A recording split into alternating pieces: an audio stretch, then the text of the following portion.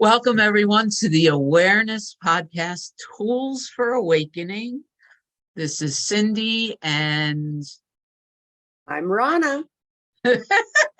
and we're here for the fourth episode of our Tools for Awakening. And to say that I feel blessed to be playing this game and to be hanging out with Rona and all of you is an understatement. And the other thing, before we even begin, on this episode's topic of gentleness, is just acknowledging that we teach to learn, that there's really no separation between me and another other than the beliefs. And these episodes have definitely been raising my consciousness. That's the word. I'm just so grateful for the opportunity to explore these tools with Rona and with you. And I just want to say thank you to all of us who are saying yes to this work, who are feeling some sort of inner stirring that there is an opportunity here and now to soften, to open, to have a new experience with the truth of who and what we are. So thank you. Thank you, Rona. Do you want to say anything before we get this started? Sure. I just want to thank everybody for being with us. And I'm just feeling so blessed to have this opportunity to go through these tools. And, every time we put something together like this or go through some tools or steps, it's always exactly what I need at this given moment. And so I hope people are taking advantage of practicing, putting these into practice. And if for some reason you didn't hear the previous three tools, I encourage you to go back and listen. And because Cyndi and I are building a nice framework here to awaken to what we truly are. So thank you. Yeah. And we're very purposely keeping these podcasts on the shorter side and really focused. So feel free to listen to them more than once, each one of these topics. And if we want to go through them real quick, we began with honesty. And I just got chills moving in and out of my body. Because even very recently, I recognized that when I'm listening to all the mind chatter and the memories of who I am and where I'm going and what other people think and all the stories that happen in my mind, one of the things that I've noticed is how often I lie to myself about what I like, what I don't like. So we began with honesty, this willingness to let no secrets be hid, right? This willingness to lay it all on the table and recognize where are blocks to love's presence, where are blocks to living as the truth of what we are, really are. And that really does require stepping away from everything we thought we knew. Interrupt me anytime, Rona. Is there anything you want to say about that? Sure. I'd just love to add that practice has helped me so much to be able to recognize when I'm not practicing the truth of what I am. I can viscerally feel myself out of alignment and uncomfortable. And so that my body has actually become a bit of a signal for me to indicate, oh, there's something amiss here. And so just looking at those questions about, am I being honest, has been so helpful. And then we moved in the second episode, we talked about trust. And what's so cool is it's really, we did the pause second. Yes, we did. Okay. I'm going to take a pause. So in the second episode, we talked about the pause and the importance of creating space between thoughts and actions, between emotions and trying to fix them, between stories. I quote my friend Wynn a lot, because this is, the way she put it, this is just about the most powerful spiritual practice there is, and the hardest of all to get a handle on. This doing nothing, this sitting and just being and pausing, often throughout our day. Yeah, I've got to pause. Once I notice that I'm not being honest in that moment, I've got to pause and let go of that story, stop the mind chatter, no judgment, no explanation, be still. And our friend is correct. That is not easy when everything seems to be going on around me at a very fast pace.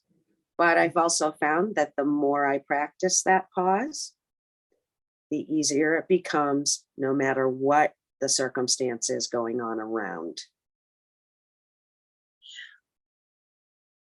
Then trust. Yes? Yes. And here's what I am inspired to point to, is that we're always putting our trust and faith in something, right? And so when we review trust, it's really pointing to the fact that we can consciously choose to withdraw our trust and faith in Murphy's Law. If something will go wrong, it will, or trust in the fact that we are limited beings and fear is our everyday. And I don't know how many times I've heard it in my mind and through my friends, well, that's just the way I am. And that's just who I am. And having trust basically in our story, or the power of sitting back and placing our trust in the benevolence of the universe, right? Placing our trust in the Tao, or whatever you want. We can practice it until it becomes a habit, knowing that all is well. And that changes everything about how we experience the present moment. When we know, essentially, if things around us seem to be falling apart, then that's temporary, and we can place our trust in the fact that there is a plan and a being in a space of knowing that all discomfort is temporary. Yes, I feel like in this trust part, there's a real letting go. There's a real just pulling back and allowing everything to be as it is, knowing everything is perfect and all is well. And I guess it's that old saying, I need do nothing. Just, trust that there's a loving presence that really is working all this out for the highest good. Yeah. And the other thing, just as I fully immerse myself more and more into this practice, this trust also means trusting that more than trusting, quote unquote, yourself. Stepping into these experiences of going, oh, this body hurts. Oh, this body's afraid. Oh, there's a sense of knowing that something horrible is going to happen. And I could have spent the better part of 60 years believing all of those visceral, physical, emotional, mental responses to the world. This work, at the rate that it works for us, is inviting us to no longer trust that. All of that is really just a programmed response. And as we withdraw and say, no, I live in a benevolent universe. And even though my whole system feels as if the world is falling apart, I'm going to step back and just sort of watch that. And the more I practice that, the more my negative or fear-based response to the world just weakens, Yes. weakens. And even when it attempts to get big and mighty and loud, I've been known to laugh at it, and then it just sort of wisps smoke and mirrors. So there's that. It's so beautiful that we have that choice. You know, I'm convinced that the first thought that comes in my personal body mind is wrong. It just is. It's, you know, and I can laugh at that now today. You know, oh, there it goes again. You know, first thought, wrong thought. And then I can make that choice to do these things, you know, get back in alignment, take a pause, trust in this beautiful, loving presence, and make that choice. I choose to believe this is good. And love and exactly what it's supposed to be. And that brings us up to now and our topic, which is gentleness. Don't you just love that word? I'm growing to love that word. You know, I've always been a tough tomboy, and these teachings are challenging that identity that I've carried for a long time. You know, words like innocence and gentleness. And like, you know, I've really had to make that conscious choice to allow my heart to be open to these. And I'm just getting beautiful results from it. But I must be honest to let you know that these are new for me. They get easier. So the first thing, I really sat with this and waited for guidance. What is most useful, right, in this moment? And if you accept just this one sentence that I have on my page now, everything sort of shifts. This path is not designed to be hard. Choosing to become more conscious, choosing truth, choosing to know yourself, choosing to let go of old programming and doing the work and being present to allow consciousness to rise in you.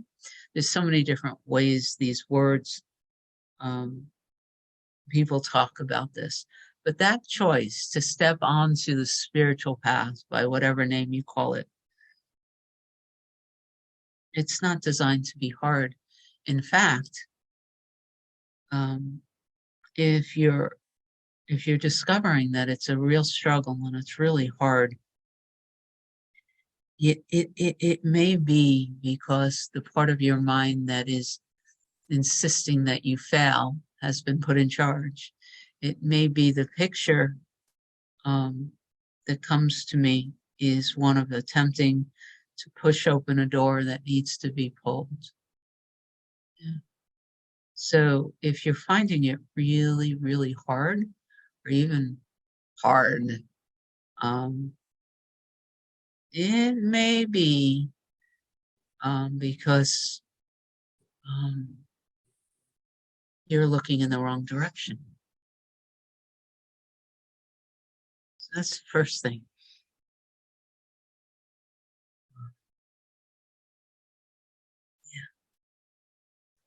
If I can add here, I in the beginning, I noticed that I wanted to know how this works and why this works. Why do these teachings do what they do?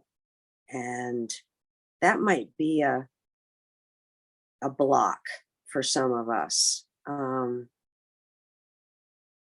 think I had to lay aside my thinking about it so much. And again, it's about that trust that I am being led to teachers and practices that will do what needs to be done without me understanding it intellectually. The other part of this, there's a belief somewhere in my mind, it's weakening. When I find it, it's hidden, when it pops up, I look at it and smile and just wrap it in this energy. But there's this belief that many of us hold that we have to give up something that we want in order to know who we are. And it's not true. It's not true.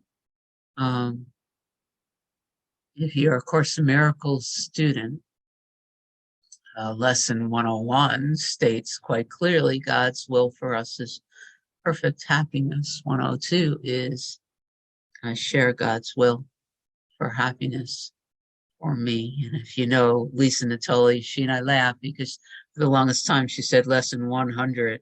I think it's 100 was our favorite, my only function, it goes right in there. How do we serve God? How do we allow for this truth to fill us? And even in A Course in Miracles and its non-dual language and all that other stuff clearly states that the way we serve God is through our happiness and joy. So this thought in the mind that says that in order to know truth, serve truth, we have to sacrifice and struggle. It's not true. It's actually the opposite. And oftentimes when the mind says you don't want to do your spiritual practice or you don't want to pause, what you want to do is watch this television show or eat this gallon of ice cream or, eat the chips and prove to the world that you could do whatever you want to do. And you sit back or argue or justify your smallness. I've noticed that in my mind a lot too. How dare they say X, Y, and Z? And if only the world out there would treat me differently, then I could be happy. All of those kind of internal defense mechanisms and ego preservation strategies, none of them make us happy. None of them are what we truly want. And so the belief inside of us that this path is a sacrifice is one of the biggest lies. So just putting it out there, wondering how it lands. How does it land with you, Rona? Oh, absolutely. If I think it's hard, then I'm trying too hard. I'm efforting the personal self. And then that's just something else I can bring into that pause, is just to notice that too. I think I should be further along than I am, or I'm not getting it. However, I was assured in the beginning that if I had happened upon one of these podcasts or signed up for a gathering somewhere and with like-minded people, that was not a coincidence. We talked about the invitation. This is all happening because I'm being called to awaken and you're being called to awaken. So don't judge yourself about that, which leads right into your gentleness. Yeah. The next thing to bring up, and I'm feeling very soft in this moment and so grateful. And I know it came up probably, I bet you anything, I haven't gone back and listened, but I think it comes back over and over and over again whenever I share these teachings, is the best place to be in this moment right now is right where you are. Not pretending that you're further along or stating that all is well when your insides are like flipping out, denial, or pretend, or any of those things. It's not useful, and it actually creates suffering, creates a sense of pain that isn't required. So when you relax into exactly where you are and you say yes to the learnings and the opportunities that are given to you right where you are, then number one, it becomes a lot more fun. It's gentle. And number two, um, you move along this path, or whatever you want to call this, undoing, or I'm being very careful because the words, the meanings of these words keep changing in my space as I look at them differently. So it's not, I'm inviting everyone to sink underneath the words to how they're landing with you. And if you're finding a resistance and you want to argue about the details, then sink below that and just take what's useful for you. The picture in my head right now, when I think about gentleness and where I am, it's like being a kindergartner who's got it in their head that it's time to learn calculus. Like that is a recipe for disaster, right? And suffering and pain and struggle. If you're in kindergarten and you just decide to fully fall in love with kindergarten, then man, you just soak up the learning, you soak up the understanding, and somehow, because linear time is part of the illusion, the fantasy, I don't even know how it works. But when you fully immerse yourself in being a kindergartner and soaking it all up, then somehow you just know your numbers, and then you know how to add and subtract, and you move from there to division and algebra and trigonometry, and before you know it, you become that calculus whiz. But not before you learn that 1 + 1 = 2. And that equates to whatever is going on in your life right now. If you know whatever you find yourself in right now is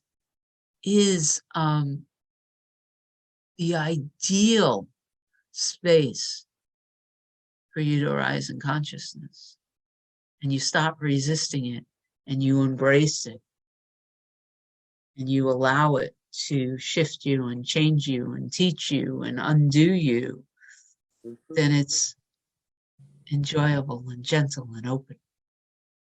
Yes. When I recognize that I have that desire to know my true self, all these things, all these worldly things become opportunities, for sure. I'm really seeing that now, that nothing is wasted, and anything I think is a problem is just really an opportunity to root back into these teachings and this beautiful space of love. And I'm grateful to say today that my insides match my outsides. You know, I'm not like one of those ducks. You know, they look like they're gliding on the water. So, but underneath, those feet are doing that, you know, and there's no more hurry up and wait. It's nice. Yeah, it's been coming up for me a lot just because you said that word, the difference between watching and waiting. So the next time you find yourself in a position where you're waiting for something to happen, it's a lot more fun to sink into watching your experience in the present moment. I'll leave that for another day to go into more detail, but the next thing on this list, is an assignment. I don't know. Rona, have we ever given an assignment one of these podcasts before? I don't think so. I mean, we've encouraged people to try the practices as we've explained them, but not an actual assignment. Are you excited? I'm so excited. It'll make me come back next time.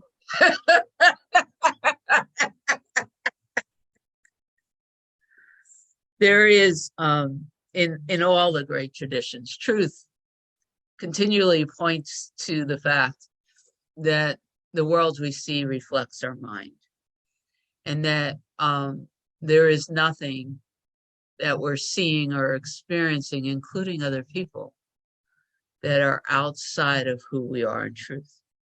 The Course, of Course in Miracles teaches that to give and to receive are one in truth, right? And so when we see others, especially those in our lives that we have judgments and opinions about, they are actually a perfect place to practice. Internally, mostly, like all the real teachings occur in what's going on in our mind and in our space. So if there is, I'm inviting you all to just take a breath, you too, Rona, and sink in and allow a face, a picture of someone in your life. And if it's a politician or someone you don't, that's fine too. But someone in whom you have some sort of internal exchange with, you have judgments around, you wish they were different, either harshly or more gently. But even your children or your parents or people that you are worried about, that counts too. Worry is a form of attack. I don't know if you realize that, but if you are continuously worrying about another, you are attacking them with your mind. So that's a good one. If the person that is coming to your awareness is someone that you say, I love so much and I'm worried about them, and if only they would do life differently so that they could be happy, that works too. So there's somebody in your experience that comes to your mind. And you could do multiple people if you want, but that may, for the purposes of what we're doing here, that could potentially dilute the ego preservation strategy of diluting these practices. Sometimes limits the power if you do just one of these practices very, very, very well. A whole kind of sense of a me and other could just collapse. So for the purposes of what we're doing here, just pick one. And then the idea is to simply soften around your story about them. There's no invitation here to extend love or to write, all of those practices are really, really valuable. But this practice is one of gentleness. So the invitation literally is just to notice your thoughts about them. Notice when they come up in your awareness. Notice if it's fear thoughts or judgment thoughts or inner attack or defense thoughts that are showing up. Notice your physical response when you're in their presence or you're planning to be in your presence. Awareness alone is the greatest cure, right? So the more you're simply aware of your inner response, actually, the more it begins to shift. But then once you notice all that, it's almost like you want to put a cloud around it all. You want the invitation is simply to relax around and soften around without trying to change your response. But the thing is, as you sink into all of these teachings, you'll now never not know that to give and to receive are one in truth, and that you're seeing a reflection of your inner space when you're watching yourself respond to the world out there, even though it feels so real. It feels like it's not you, and it feels like you keep sinking into the same pothole over and over again. That's all fine. When you notice, relax and soften around it. That's it. Relax and soften.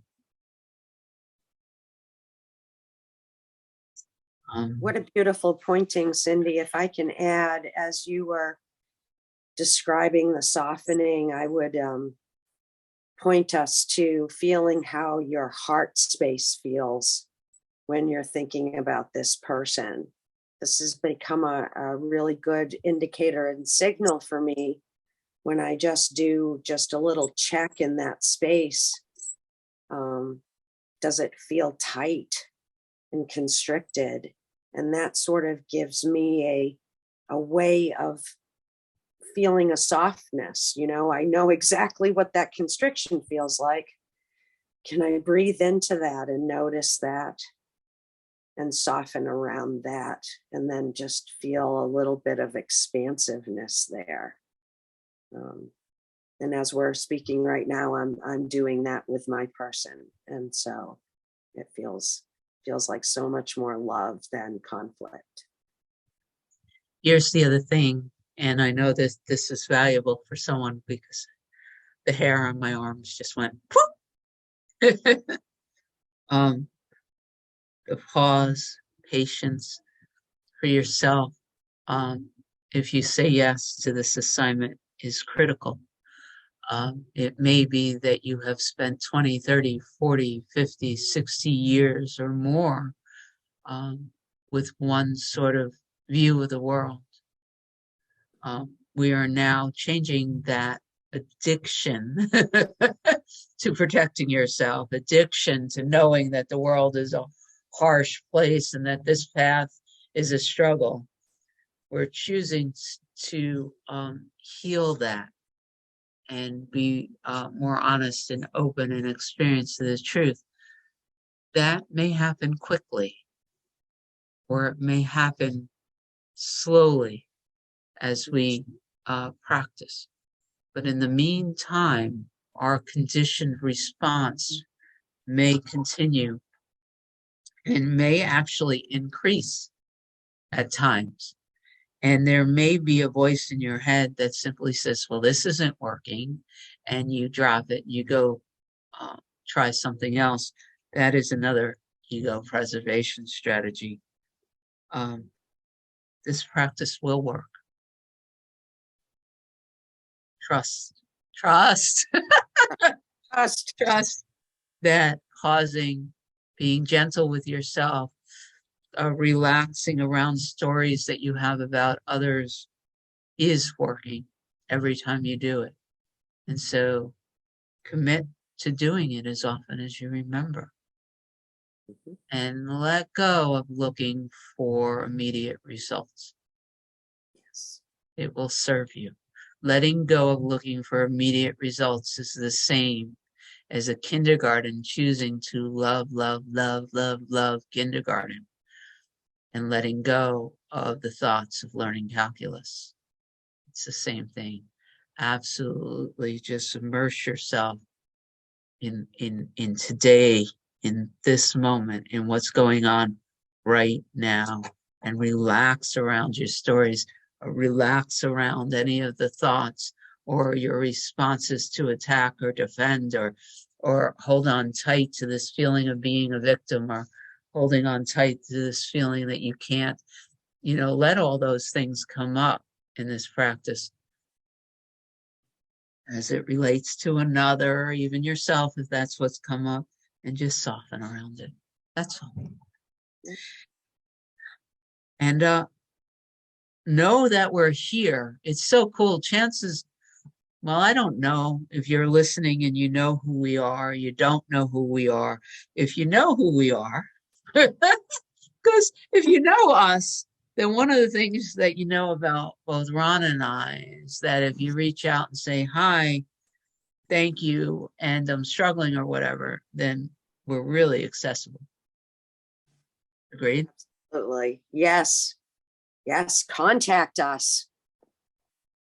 If you don't know who we are, then consider trusting and giving it a shot. If you're inspired to reach out, to learn more, or to be connected, or to be part of the communities that we're a part of, you're going to find them open and warm and welcoming and inviting, as we're all walking ourselves home, as they say. Thank you. Yeah. Thank you. Thank you. Is there more, Rona? I don't think so. You have said so much, and I think that you've given us some pointers to practice and, just try it. This is available to anyone. Oh yeah. If you're listening, then this is for you. Yes. There you go. So the only thing that's left is that I love us very much. I'm feeling so blessed and grateful to spend this time with you. Thank you for taking the time to connect with the Tools to Awakening podcast with Rona and I, and to all of the awareness podcasts. We have quite a library right now. So please, feel free wherever you're listening. I'm sure there's access to all the other podcasts, future and present, past. So dip your feet in all of them. Enjoy. And until next time, I love us. I love us too. Thank you so much for joining us. Bye-bye.